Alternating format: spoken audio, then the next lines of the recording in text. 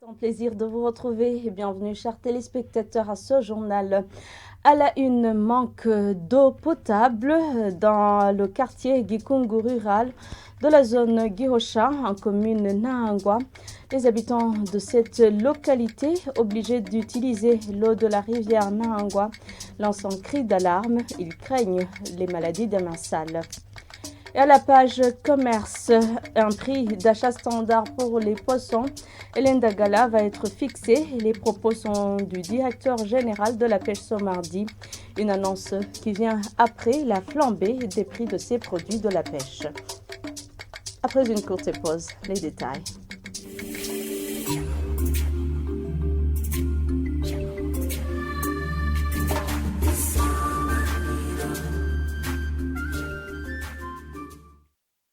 Encore une fois, nous débutons ce journal avec la page commerce. Certains des habitants de la mairie de Bujumbura demandent au gouvernement de réguler le prix au kilo des petits poissons d'Indagala. Au marché de d'Ikotebu, là où nos reporters sont passés, le prix du kilo varie entre 48 000 et 60 000 francs burundais. Au moment où la consommation de la viande du petit et du gros bétail a été interdite suite à la maladie de la vallée du Rift, les vendeurs expliquent la montée de ces prix par le fait qu'ils doivent les importer de Tanzanie. Le point avec Sheila Irambona. Ces prix du petit poisson d'Indagala dont on parle varient entre 48 000 francs et 50 000 francs le kilo pour le petit poisson d'Inharamira et 50 000 francs à 60 000 francs pour le kilo du Karumba.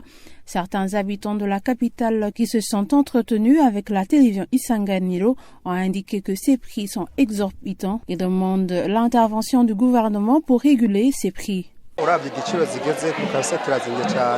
Si on considère leurs prix, ils sont vraiment chers. Auparavant, nous les achetions entre 40 000 et 45 000 francs le kilo. Mais maintenant, ils sont à 50 ou 60 000 et plus.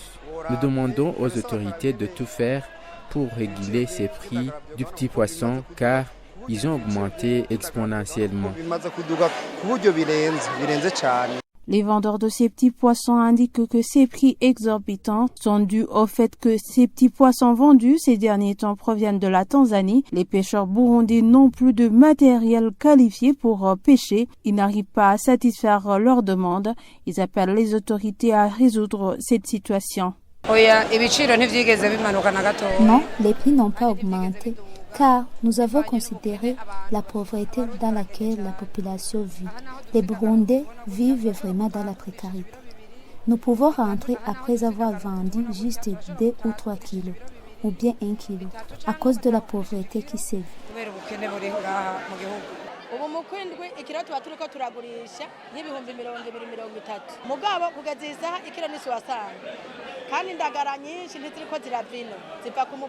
Par exemple, au mois de juillet, nous avions l'habitude de vendre ces petits poissons à 20 000 ou 30 000 francs. Maintenant, le kilo est à 60 000 francs. Ces petits poissons qui proviennent de la Tanzanie, les fournisseurs les achètent à un prix exorbitant et nous sommes obligés de surenchérir. Les pêcheurs donnent très peu de rendement maintenant. Il faut que les autorités trouvent comment fournir les lampes à nos pêcheurs car les lampes d'aujourd'hui n'ont pas de clarté. C'est pour cela qu'il y a des pêcheurs qui se sont lassés car ils travaillent à perte. Cela est dit alors que ces petits poissons d'Indagara sont consommés ces derniers temps à la place de la viande à cause de la maladie des bovins et caprins, dit maladie du Rift Valley. Toujours en parlant de la flambée du prix des poissons et des ndagala, le manque des engins de pêche industrielle, la route nationale numéro 3, qui est impraticable, sont les unes des causes de la montée des prix de ces denrées. Cela est dit par Deo Ndouayezo plutôt, qui est directeur général de la pêche ce mardi. Il a ajouté aussi qu'ils vont fixer le prix d'achat standard pour ces poissons dans le but de faciliter les vendeurs et les acheteurs. Suivez-le. Pour transporter les poissons et les petits poissons d'Indagala, Nous sommes obligés de contourner par Bururi parce que la route nationale numéro 3 est impraticable ces derniers jours, ce qui fait que le prix au kilo des poissons et petits poissons a été revu à la hausse. Ce n'est pas la seule cause de cette hausse des prix. Il y a aussi le défi de ne pas disposer d'engins de pêche industriels ici au Burundi. Mais nous sommes en train de nous entretenir avec la Fédération des pêcheurs. Bientôt, nous allons introduire un marché où les pêcheurs pourront s'équiper sur place en engins de pêche industriels. Dans notre ministère, nous envisageons fixer des prix standards d'achat et de vente de poissons et petits poissons. Cette loi régissant les prix de ces produits est en cours d'élaboration. Nos supérieurs sont au courant. Bientôt, nous allons la mettre en application dans le but de faciliter les acheteurs et les vendeurs de poissons, comme cela se remarque aussi pour les autres denrées alimentaires.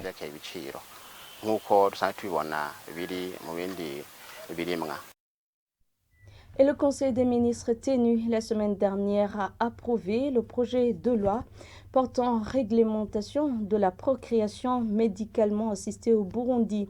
Prosper Ntahogwamiye, secrétaire général du gouvernement, qui a lu le compte rendu de ce conseil, a indiqué que ce projet de loi sera d'abord soumis au comité d'éthique pour avis avant d'être approuvé. Suivez-le. Le gouvernement du Burundi a constaté que l'infertilité s'érige en un réel problème de santé publique si rien n'est fait dans l'immédiat. Ce problème de santé publique est aggravé par une stigmatisation sociale qui a des effets graves sur le bien-être mental et social des couples.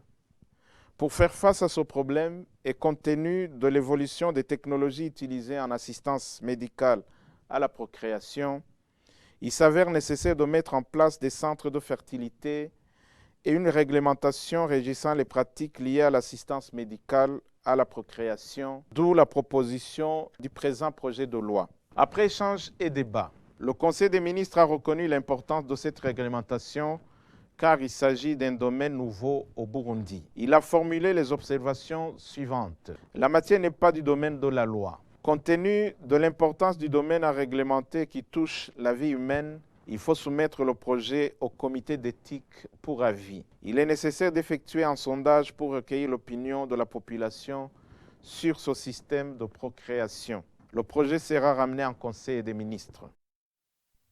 Je vous le disais en titre, il s'observe un manque d'eau criant au quartier Gikungu rural, c'est en zone Gihosha de la commune Nahangwa en mairie de Bujumbura. Certains habitants de cette localité qui se sont entretenus avec la télévision Isanganiro racontent qu'ils reçoivent l'eau potable une fois par semaine. Ils affirment devoir utiliser l'eau de la rivière Nahangwa.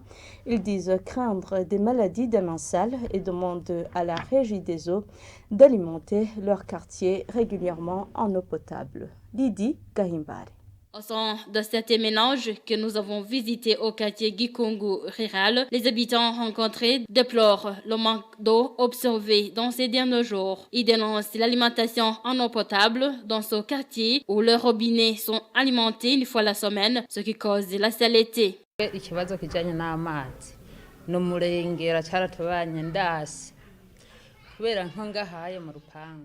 Les problèmes liés au manque d'eau potable sont nombreux. Par exemple, ici, notre quartier peut être alimenté en eau potable aux environs de 22h à 3h du matin, une fois les 2 semaines. Les conséquences sont énormes. Par exemple, nous avons des toilettes à siège et nous devons utiliser beaucoup d'eau pour faire la propreté. Nous sommes obligés d'aller nous approvisionner loin d'ici, mais nous rencontrons beaucoup de difficultés car ceux qui ont besoin d'eau potable sont nombreux.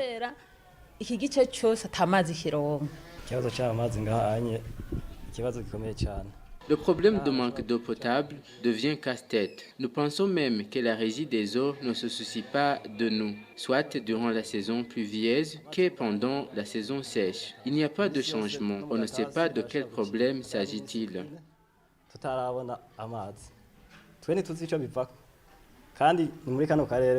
Ces habitants demandent à la Régie des eaux de résoudre ce problème d'alimentation en eau potable car ils se rabattent à l'eau de la rivière Nahangwa, ce qui provoque quelquefois les maladies de mains sales, explique-t-il. La population de cette localité dénonce en outre la cherté de l'eau potable car pour ceux qui le peuvent, ils font puiser de l'eau à une somme de 15 000 à 20 000 francs chaque fois qu'ils ont besoin d'utiliser l'eau potable. Selon eux, ce coût n'est pas supportable par tout le monde.